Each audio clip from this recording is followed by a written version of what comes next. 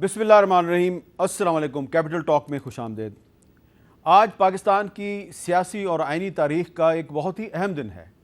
آج سے ٹھیک 50 سال پہلے پاکستان کی پارلیمنٹ نے 1973 کے آئین کو منظور کیا تھا، 10 اپریل 1973، اور آج اس آئین کی منظوری کو 50 سال پورے ہو گئے ہیں اور ہم گولڈن جوبلی منا رہے ہیں۔ اور اس سلسلے میں ارکان پارلیمنٹ کا آج ایک خصوصی اجلاس ہوا جسے کنونشن کا نام دیا گیا، اور اس کنونشن میں سپریم کورٹ کے ایک سینئر جج جسٹس قاضی فائز عیسیٰ صاحب نے بھی شرکت کی۔ اب ایک سپریم کورٹ کے سینئر جج کی پارلیمنٹ کے اس کنونشن میں جو شرکت ہے، اس کی اہمیت یہ ہے کہ یہ ایک ایسے وقت میں انہوں نے شرکت کی ہے جب پارلیمنٹ اور سپریم کورٹ کے درمیان ایک محاذرے کی کیفیت ہے، اور آج ہی پارلیمنٹ نے جو سپریم کورٹ کے چیف جسٹس کے اختیارات ہیں اس کو محدود کرنے کا جو بل ہے اس کو دوبارہ منظور کیا ہے، جو کہ پہلے صدر کو بھجوایا گیا تھا، انہوں نے دستخط کرنے کی بجائے اسے واپس پارلیمنٹ کو بھجوایا، آج اس کو دوبارہ منظور کیا گیا۔ تو اس صورتحال میں قاضی فائز عیسیٰ نے جو آئین کی 50ویں سالگرہ پہ خصوصی کنونشن تھا یا اجلاس تھا اس میں شرکت کیا۔ کیا ان کو یہ شرکت کرنی چاہیے تھی؟ اور آج اس اجلاس میں سابق صدر آصف علی زرداری صاحب نے تحریک انصاف کو مذاکرات کی دعوت بھی دی ہے۔ یہ مذاکرات کی دعوت کتنی سیریس ہے، اس پر بات کریں گے۔ ہمارے ساتھ موجود ہیں خرم دستگیر خان صاحب، وفاقی وزیر برائے توانائی، جناب سینیٹر مشتاق احمد خان صاحب جن کا تعلق جماعت اسلامی سے ہے، انہوں نے آج اس بل میں ترمیم کے لیے کوشش کی لیکن ان کی کوشش کامیاب نہیں ہوئی، اور سلمان اکرم راجہ صاحب پاکستان کے معروف قانون دان ہیں۔ اچھا، میں آپ کو پہلے بتاتا ہوں جی کہ آج سپریم کورٹ کے سینئر جج قاضی فائز عیسیٰ صاحب جو اجلاس تھا ارکان پارلیمنٹ کا، اس میں جب آئے تو انہوں نے وہاں پہ کیا بات کی؟ میں اپنے اور اپنے ادارے کی طرف سے یہ کہنا چاہتا ہوں کہ ہم اس کتاب کے ساتھ کھڑے ہیں۔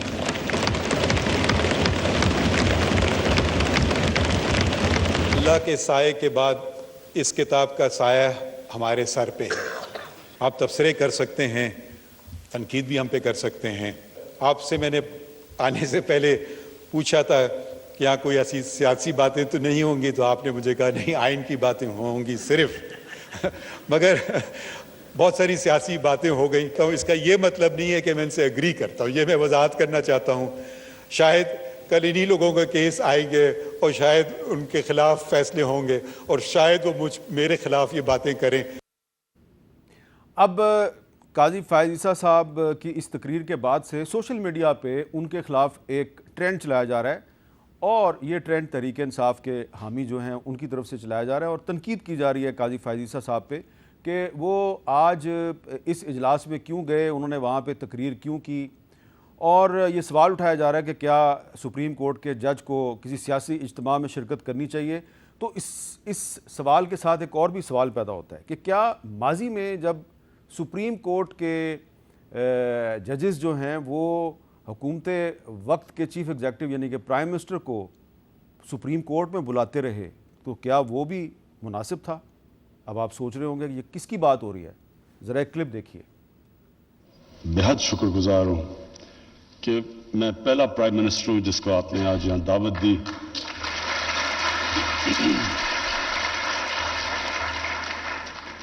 میں اس لیے آپ کا شکر گزار ہوں، جو بیسس ایک سیولائز سوسائٹی کی، وہ جو بیسس ہے وہ آپ کے دور میں یہ پیناما کے اندر جو ایک بہت لینڈ مارک ججمنٹ ہوئی، اس نے پاکستان کو، جو ہم نیا پاکستان کی بات کرتے ہیں، یہ نیا پاکستان کی بنیاد آپ نے رکھ دی ہے۔ تو یہ 2018 میں اس وقت کے وزیر اعظم عمران خان صاحب نے اس وقت کے چیف جسٹس ثاقب نثار صاحب کو سپریم کورٹ میں جا کے ان کو خراج تحسین پیش کیا۔ اس کے بعد جب جسٹس قاضی فائز عیسیٰ کے خلاف حکومت وقت نے ایک ریفرنس فائل کر دیا، تو دوبارہ عمران خان صاحب نے جسٹس ثاقب نثار صاحب کو خراج تحسین پیش کیا۔ کن الفاظ میں ذرا سنیے۔ چیف جسٹس صاحب، میں آپ کو آج خاص طور پہ خراج تحسین پیش کرتا ہوں کہ جوڈیشری کا کام وہ نہیں تھا جو آپ نے کیا۔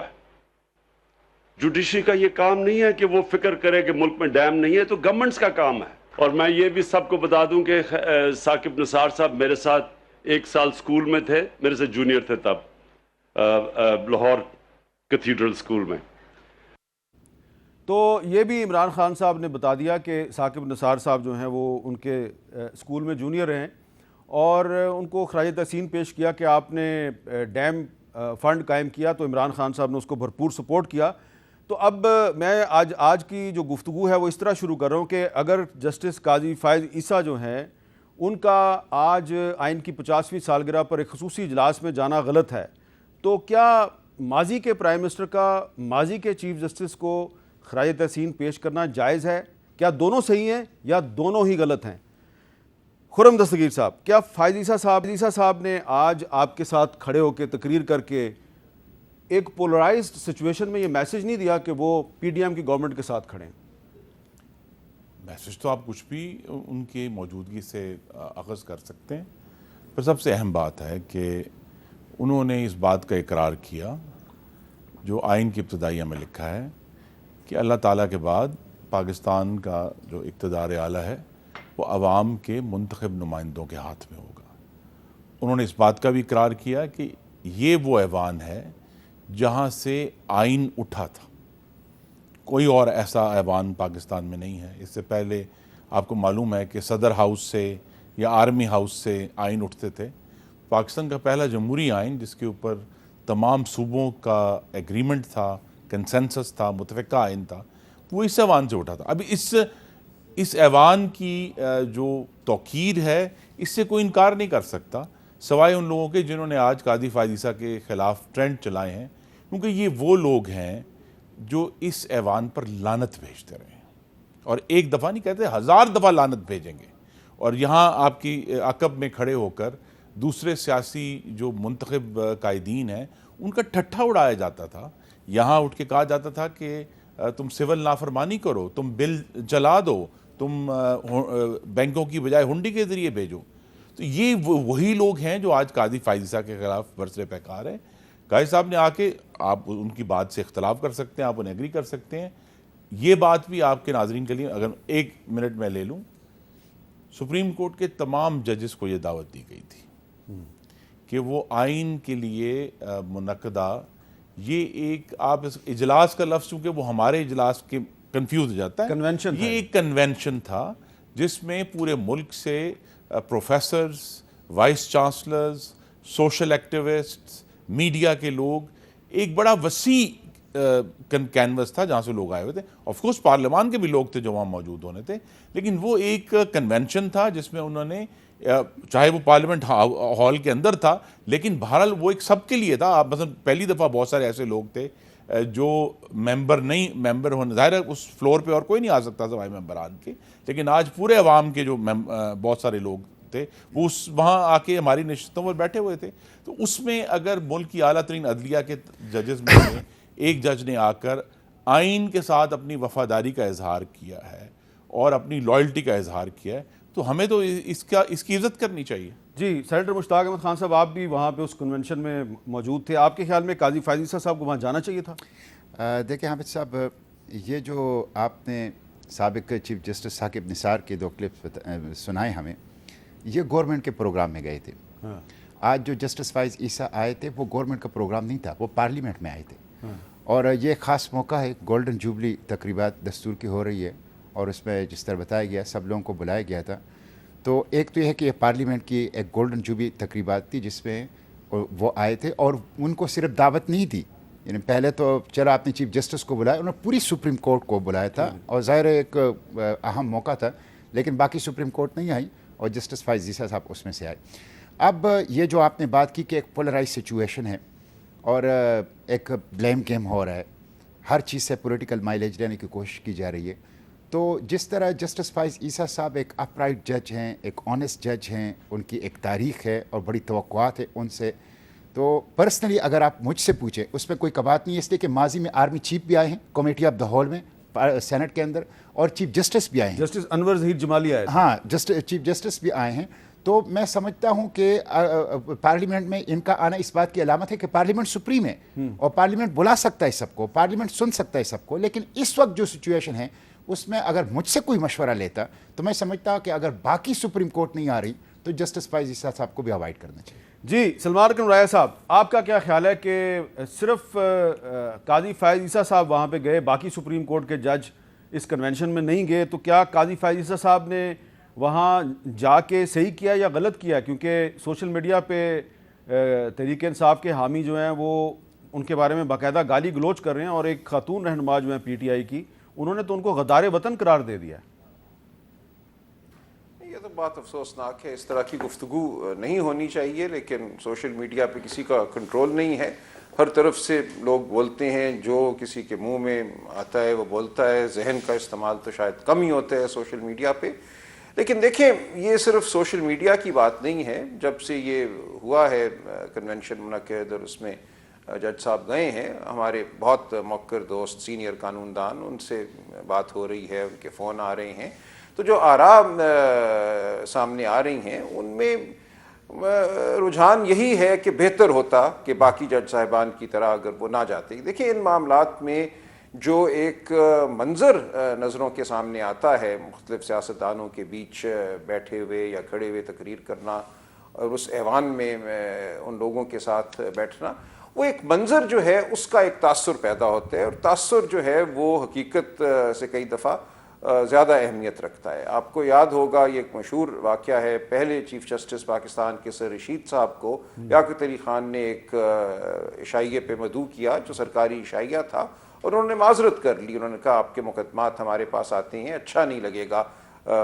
لیٹیگنٹس کو، جو سائلین ہیں، اگر وہ یہ دیکھیں کہ میں آپ کے ساتھ میز پہ بیٹھا کھانا کھا رہا ہوں تو کل کو دلوں میں وسوسے پیدا ہوں گے، اس لیے میں نہیں سمجھتا کہ مجھے آپ کے عشائیے میں آنا چاہیے.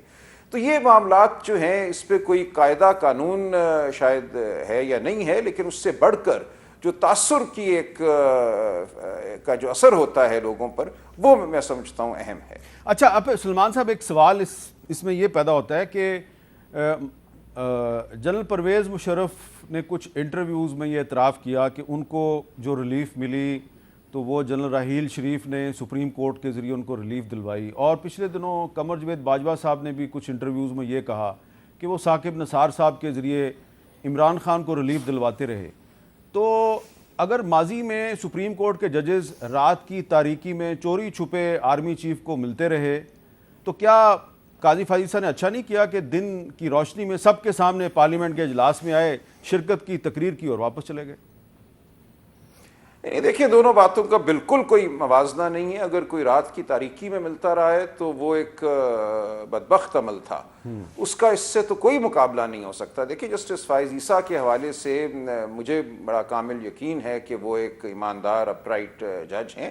اس حوالے سے جو لوگ ان کو جانتے ہیں ان کو تو کوئی گمان نہیں ہے. میں بات صرف کر رہا ہوں ایک بیانیہ جو قائم ہوتا ہے، جو ایک منظر نامے سے ذہنوں میں جو سوال اٹھتے ہیں، شکوک بھی اٹھ سکتے ہیں، یہ بات اس حد تک ہے. اسی لیے میں نے جسٹس رشید اور لیاقت علی خان کا ذکر کیا. لیکن وہ جو آپ بات کر رہے ہیں کہ رات کی تاریکی میں کوئی ملتا تھا، دیکھیں اسلم بیگ صاحب نے بھی کہا تھا کہ حاجی سیف اللہ کیس میں سپریم کورٹ اسمبلی کو بحال کرنے والا تھا، میرے کہنے پر انہوں نے اسمبلی بحال نہیں کی، پھر ان کو کنٹیمپٹ کا نوٹس دیا گیا اور پھر کچھ نہیں ہوا، وہ نوٹس کہیں تحلیل ہو گیا. تو یہ کچھ تو ہوتا رہا ہے، ہمارا ماضی ہرگز تابناک نہیں ہے. لیکن ہمیں ان چیزوں کو اس واقعے سے نہیں ملانا چاہیے. لیکن اس واقعے کی اپنی ایک اہمیت ہے آج کے ماحول میں، جہاں ایک سخت سیاسی چپکلش جاری ہے، عدالت کے اندر بھی ہم دیکھ رہے ہیں ایک سخت مکالمہ جاری ہے. تو ان حالات میں شاید بہت احتیاط ضروری ہے. اچھا خرم صاحب، آج آصف زرداری صاحب جو ہیں انہوں نے وزیر اعظم کو اپوزیشن کے ساتھ مذاکرات کا مشورہ دیا، لیکن مذاکرات کیسے ہونے چاہیے یہ بھی انہوں نے بتایا. ذرا سنیں وہ کیا کہہ رہے ہیں. Yes, we can request the Prime Minister for a dialogue with the opposition, with anybody he wants to, but they have to come to him. He is the Prime Minister. One day election, 6 months, 2 months, 1 year, whatever the case may be, it's in a dialogue. And why are we talking about dialogue? Why? Because it doesn't suit a government to go into a clash. We don't want clashes at the time when people can't feed their babies. خرم صاحب دو طرح کی باتیں کی ہیں اس میں آصف زرداری صاحب نے. ایک تو وہ کہہ رہے ہیں جی کہ مذاکرات ہونے چاہیے اپوزیشن کے ساتھ, لیکن اپوزیشن آ کے مذاکرات کرے, لیکن ساتھ ہی اینڈ میں وہ کہہ دیا کہ اس وقت جب کہ عوام جو ہیں وہ اپنے بچوں کو کھانا کھلانے کے قابل نہیں ہے تو ہم نہیں چاہتے کہ حکومت جو ہے وہ محاذرائی کرے اپنے سیاسی مخالفین کے ساتھ. یہ کنفیوژن ہے یا آصف زرداری صاحب کی پارٹی جو ہے وہ مسلم لیگ نون کی پالیسی کے ساتھ متفق نہیں ہے؟ نہیں, کوئی ایسی تو کوئی پالیسی نہیں ہے کہ ہم نے کسی سے بات نہیں کرنی. ہمارا تو واحد مطالبہ ہمیشہ سے یہ ہے کہ اگر تحریک انصاف فساد, فتنہ اور انتشار چھوڑ کر مہذب طریقے سے آ کر پارلیمان میں بات کرنا چاہتے ہیں. آج بھی وہ جوائنٹ سیشن میں موجود تھے اور مستقل ہلڑ بازی کرتے رہے. آج سینٹ میں بھی میں وہاں 2 گھنٹے موجود رہا, ہلڑ بازی کرتے رہے اور واک آؤٹ کر کے چلے گئے, واپس آئے, پھر شور مچاتے. یہ سارا کچھ تو آپ بھی کرتے تھے نا جب آپ اپوزیشن میں تھے. تو نہیں, دیکھیے بات یہ ہے کہ آپ نے ایک مہذب پیرائی میں گفتگو کرنی ہے. اگر آپ سنجیدہ ہیں تو سنجیدہ گفتگو کے لیے ہم ہمیشہ تیار ہیں, اس میں کوئی رکاوٹ نہیں ہے. لیکن اس سے پہلے میں نہیں ناظرین کو یاد کرائے بغیر رہ نہیں سکتا کہ ایک چیف جسٹس نے سپریم کورٹ میں بیٹھ کر یہ کہا تھا کہ 4-5 MP تو میں ویسے ہی ریزائن کرا دوں. وہ کون سے چیف جسٹس تھی؟ وہ ثاقب نثار صاحب تھے. اچھا, انہوں نے کہا تھا. ہاں, تو اگر اس قسم کی جو ہے وہ اوور ریچ ہوئی ہے عدلیہ کی طرف سے, اگر ایک ٹرانسپیرنٹ طریقے سے ایک جج صاحب اس پارلیمان میں آئے ہیں جس میں شاید ان کی جو اسلاف کی وجہ سے زیادہ کلیم ہے ان کا پاکستان کے اوپر, بلوچستان اور KP کے حوالے سے, تو انہوں نے ایک بات کی ہے, ہمیں آگے بڑھنا چاہیے.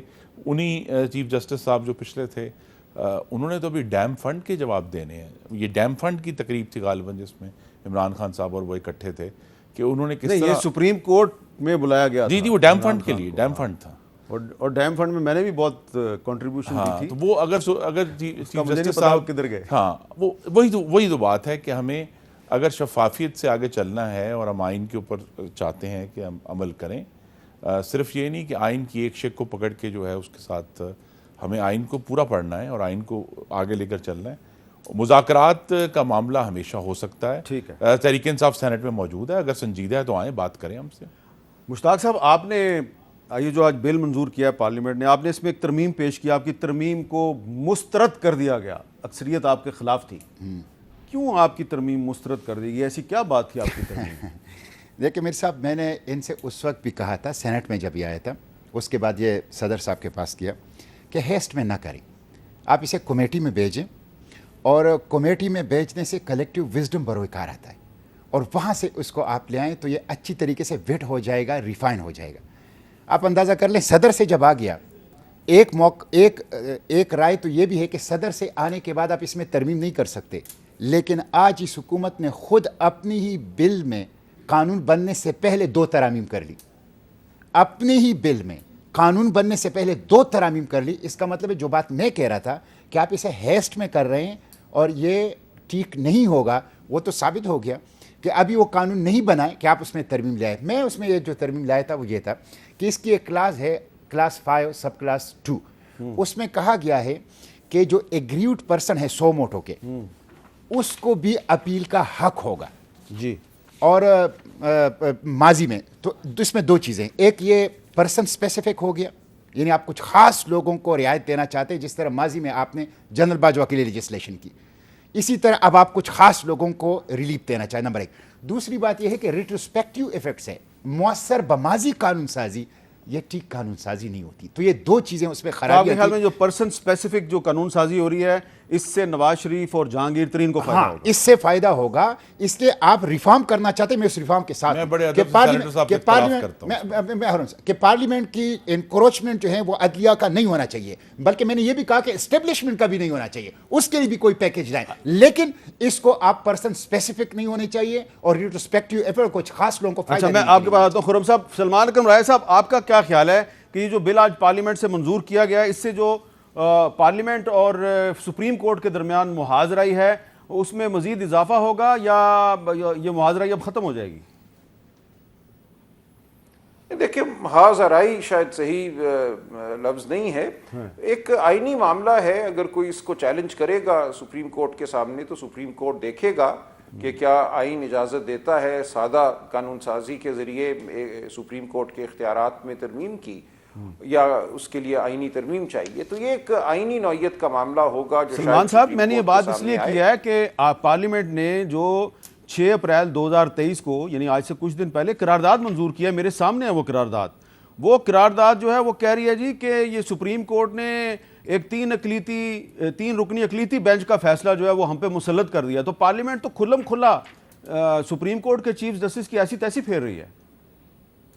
جی وہ قرارداد تو ایک سیاسی عمل ہے نا، اب جب قانون بن جائے گا تو وہ سیاست سے ہٹ کر ایک قانونی دستاویز بن جاتی ہے، اس کو پھر آئین کی روشنی میں دیکھنا ہوتا ہے۔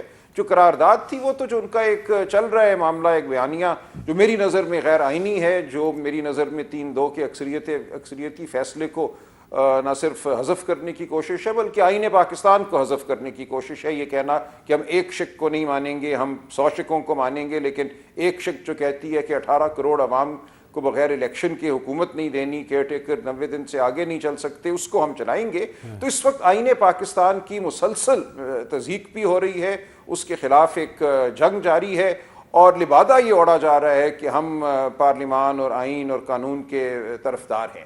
تو یہ ایک انتہائی عجیب و غریب صورتحال ہے جو پہلے کبھی پاکستان کی تاریخ میں ہمارے سامنے نہیں آئی۔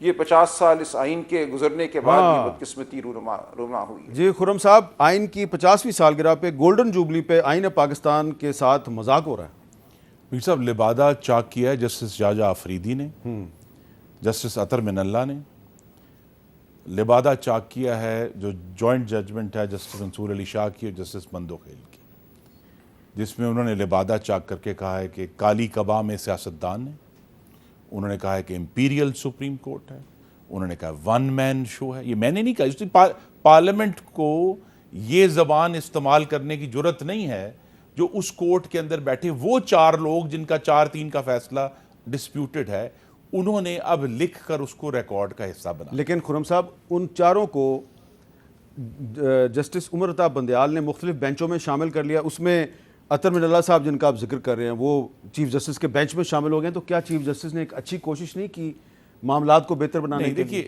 چیف جسٹس نے بہت اچھی کوشش کی ہوگی، لیکن ان 4 جج صاحبان کے ریٹن فیصلے میں صرف یہ گفتگو نہیں ہے، کامنٹس نہیں ہے، ان کے ریٹن فیصلوں نے یہی ایشو ریز کیا ہے جو پارلیمان نے اٹھایا ہے کہ جناب یہ فیصلہ جس کی بنیاد پر آپ چل رہے ہیں اور نوٹسز چل رہے ہیں، یہ فیصلہ ایگزسٹ ہی نہیں کرتا، بیکاز 4 ججز یہ کہہ رہے ہیں کہ یہ نہیں ہے، یہ آپ آگے نہیں چل سکتے، یہ سو موٹو لینے والا نہیں ہے، اس لیے کہ وہ ہائی کورٹ میں پینڈنگ ہے۔ تو ایشو یہی ہے کہ ہماری ابھی بھی استدعائی ہے، میں یہ نہیں کہہ رہا کہ جی ہماری مرضی کے جج لگا دیں، چیف جسٹس صاحب فل کورٹ بنا کر پہلے یہ 4-3 اور 3-2 کا معاملہ حل کر دیں تو ہم آگے چلیں گے۔ جی سلمان صاحب۔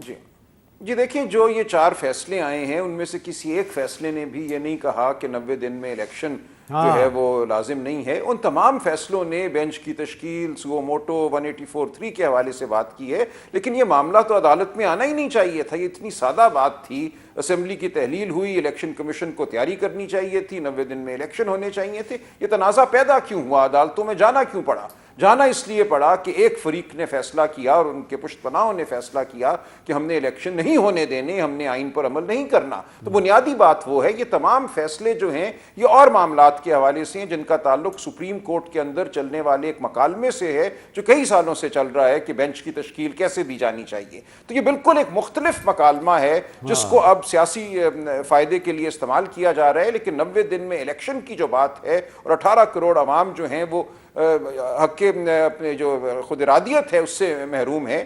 آئین پاکستان یہ کہتا ہے کہ ریپرزینٹیٹیو الیکٹڈ گورنمنٹ ہوگی، حق کے رائے دہی، حق کے رائے دہی سے ان کو محروم کیا جا رہا ہے، اور یہ کہا جا رہا ہے کہ ہم آئین پر عمل کر رہے ہیں یا ہم 4 جج صاحبان کی ججمنٹ پہ عمل کر رہے ہیں۔ میرا خیال ہے وہ 4 جج صاحبان ہرگز اپنی ججمنٹ کا یہ مطلب نہیں قبول کریں۔ اچھا، آپ نے ایک بہت اہم نقطہ اٹھایا کہ یہ 4 جج صاحبان جو ہیں یہ 90 دن کے اندر الیکشن کو ڈسپیوٹ نہیں کر رہے، یہ بہت ہی اہم نقطہ ہے، اس پہ بات کرتے ہیں وقفے کے بعد۔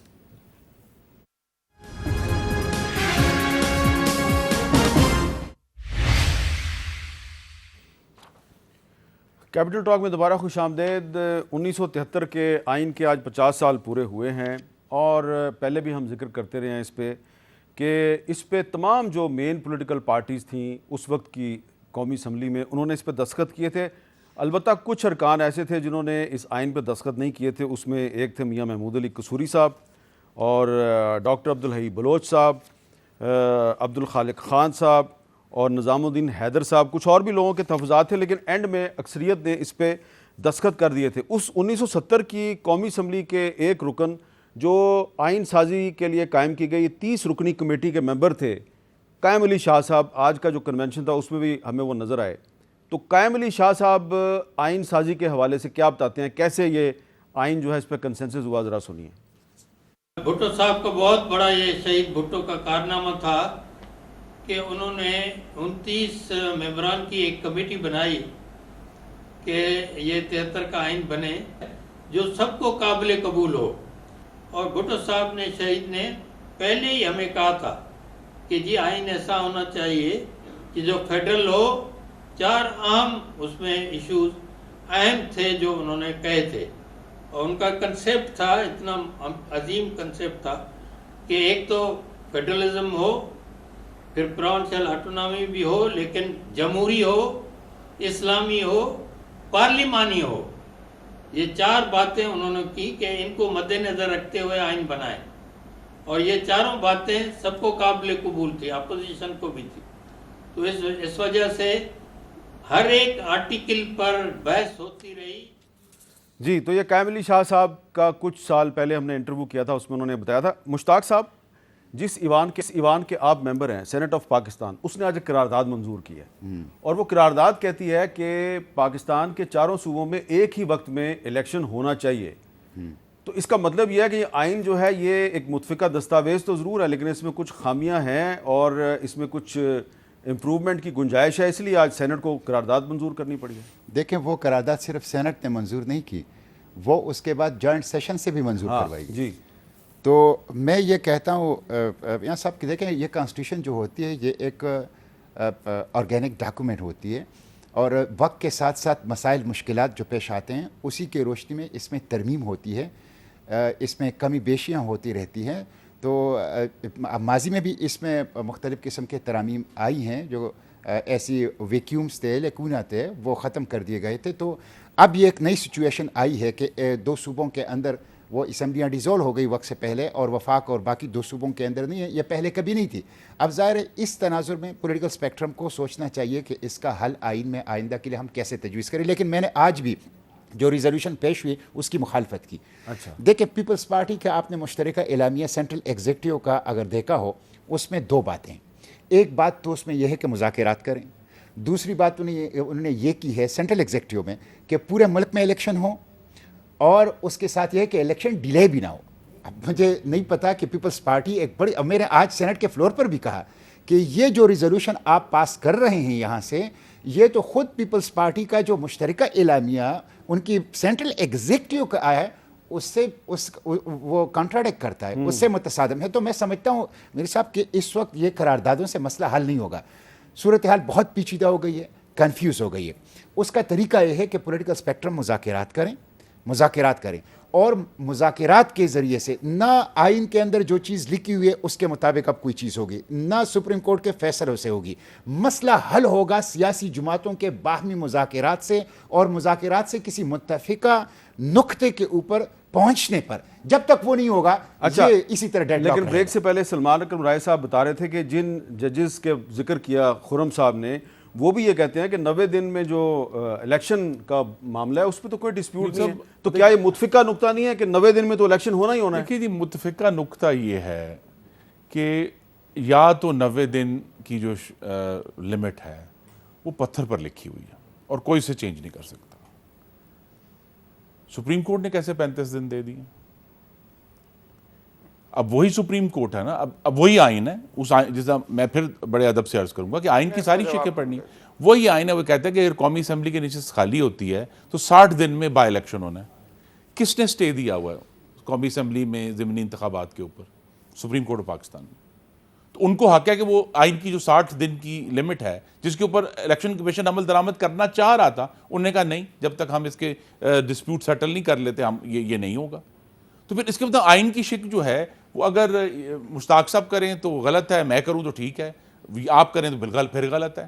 سوال یہی ہے کہ آئین کا جو لارجر پکچر ہے، جس کی وجہ سے آج سینٹ کی جو قرارداد ہے جو بعد میں جوائنٹ سیشن میں، وہ انتہائی اہم ہے کہ اگر پاکستان کے، یہ ایک اور زاویہ ہے جو آج سینٹ میں جا کر حقیقت ہے، مجھے بھی سمجھ آیا اور پہلی دفعہ میں نے اس پر غور کیا کہ پاکستان کی جو زیادہ 55% آبادی کا صوبہ ہے، اگر اس میں صوبائی اسمبلی کا الیکشن پہلے ہو جاتا ہے اور وہاں بعد میں قومی اسمبلی کا الیکشن ہوتا ہے تو پھر جنرل الیکشن پورا کا پورا پریجوڈس. تو اس کے لیے پھر آپ کو کوئی آئین میں ترمیم جی آئین میں ترمیم کرنی چاہیے، لیکن ابھی تو آپ نہیں کر سکتے ہیں، آپ کا تو ہاؤس ہی کمپلیٹ نہیں ہے. جی دیکھیے یہی تو بات ہے کہ اگر اس پر پھر وہ یہ نہ کہیں کہ جی یہ اگر دیکھیں نا، تو پھر آپ اپوزیشن سے مذاکرات کریں نا کہ الیکشن کے بعد ہم اس پہ ترمیم کریں گے. جی ہم ضرور مذاکرات کریں گے. سوال یہی ہے پھر وہی بات ہے کہ کیا جب آئین میں 90 دن لکھے ہوئے ہیں، میں اور مشتاق صاحب مذاکرات سے ہم کہیں اچھا جی ہم اس کو 800 دن کر دیتے ہیں، یا سپریم کورٹ اٹھ کے کہتا ہے جی ہم 400 دن کر دیتے ہیں.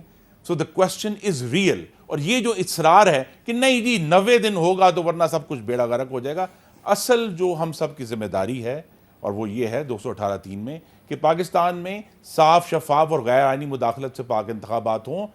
اور یہ بھی آپ کے ناظرین کو جاننا ضروری ہے کہ آج چیف الیکشن کمشنر نے اپنے حقوق کو کیا اعادہ کرنے کے لیے پاکستان کے دونوں منتخب ایوانوں سے مدد طلب کی ہے. جی سلمان صاحب آپ کچھ کہنا چاہ رہے ہیں؟ دیکھیں آئین جو ہے سن 73 کی اب ہم بات کرتے ہیں، 218(3) سن 73 میں بھی تھا کہ الیکشن صاف شفاف ہونے ہیں، الیکشن کمیشن نے کرانے ہیں. سن 73 میں کوئی کیئر ٹیکر گورنمنٹ کا تصور نہیں تھا، اور سن 73 میں یہ سمجھا گیا کہ چونکہ پاکستان ایک وفاق ہے اس لیے اس وفاق کی چاروں اکائیوں کو حق حاصل ہے کہ وہ اپنی اسمبلیاں خود چلائیں، کب اسمبلی کو تحلیل کرنا ہے، کب اس کا الیکشن ہونا ہے. یہ ایک وفاق کا بنیادی ایک عنصر ہے.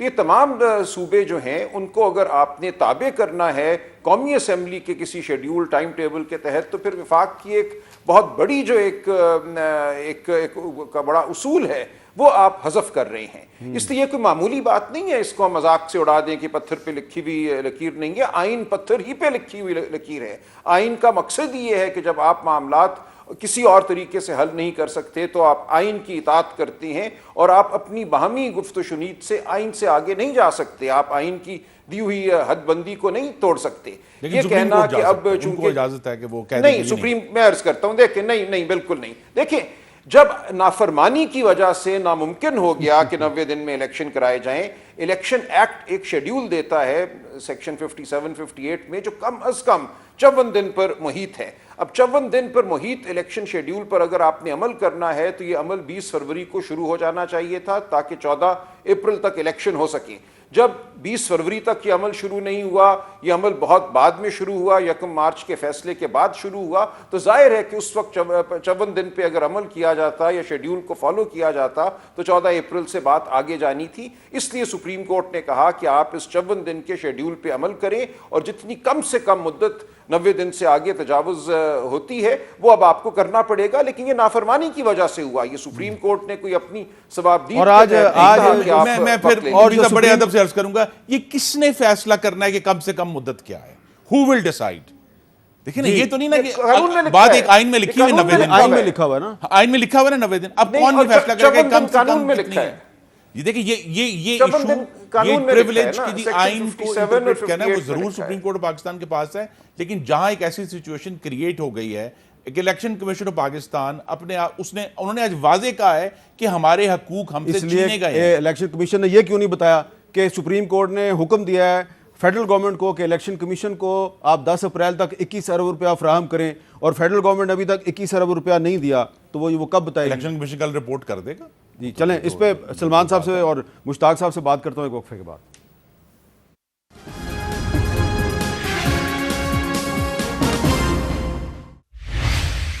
کیپٹل ٹاک میں خوش آمدید. اچھا سلمان صاحب یہ بتائیں کہ سپریم کورٹ نے ایک واضح حکم دیا تھا کہ 10 اپریل تک وفاقی حکومت جو ہے الیکشن کمیشن آف پاکستان کو پنجاب میں الیکشن کے لیے 21 ارب روپیہ فراہم کرے. تو اس میں جو وزارت خزانہ ہے اس نے فراہم نہیں کیے، اور کیبنٹ جو ہے اس نے ایک منی بل بنا دیا ہے، وہ اب اسٹینڈنگ کمیٹی کو چلا گیا ہے. کل الیکشن کمیشن سپریم کورٹ کو بتائے گا جی کہ ہمیں پیسے نہیں ملے، اور ظاہری بات ہے سپریم کورٹ جب بلائے گی ان کو یہ کہیں گے جی وہ پروسیجر ہے، تو یہ بل ہے، یہ ہے. تو آپ کو کیا لگ رہا ہے کہ آپ سمجھتے ہیں کہ پھر صرف وزیر اعظم یا وزیر خزانہ پہ توہین عدالت کی کارروائی ہوگی، یا ایسا توہین عدالت کی کارروائی کی ضرورت نہیں ہے؟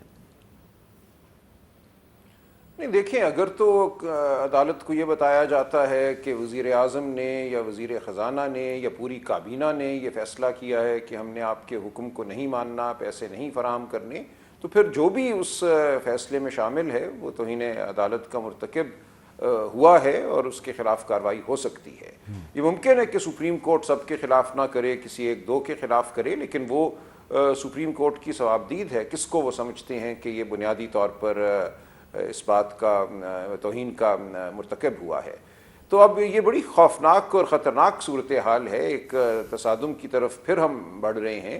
اور ایک واضح حکم جو ہے، دیکھیں 21 ارب روپیہ نہ ہونا تو ایک مذاق کی بات ہے. یہ تو کوئی بھی آپ کو تھوڑی سی بھی جو معاشیات اور ہمارے جو فائنینسز ہیں ان کو جانتا ہے بتا دے گا. صرف وفاقی حکومت کا سالانہ بجٹ جو ہے 13,500 ارب روپے کا ہے. پنجاب میں غالباً 12-13 ارب روپے درکار ہیں الیکشن کے لیے، یا اگر 21 بھی ہیں تو یہ کوئی رقم نہیں ہے، یہ 0.001% بھی نہیں بنتا. اور اس میں صوبوں کی رقم بھی ڈال دیں اور جو سبسڈیز دی جا رہی ہیں تو یہ ایک بالکل یہ غیر اہم نمبر ہے.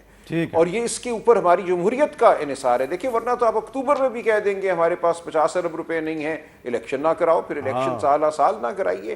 اس لیے یہ بات بہت ہی بنیادی نوعیت کی ہے اور اس کو نظر انداز نہیں کیا جا سکتا کہ سپریم کورٹ میں اس پر رسپانس دیتا ہوں.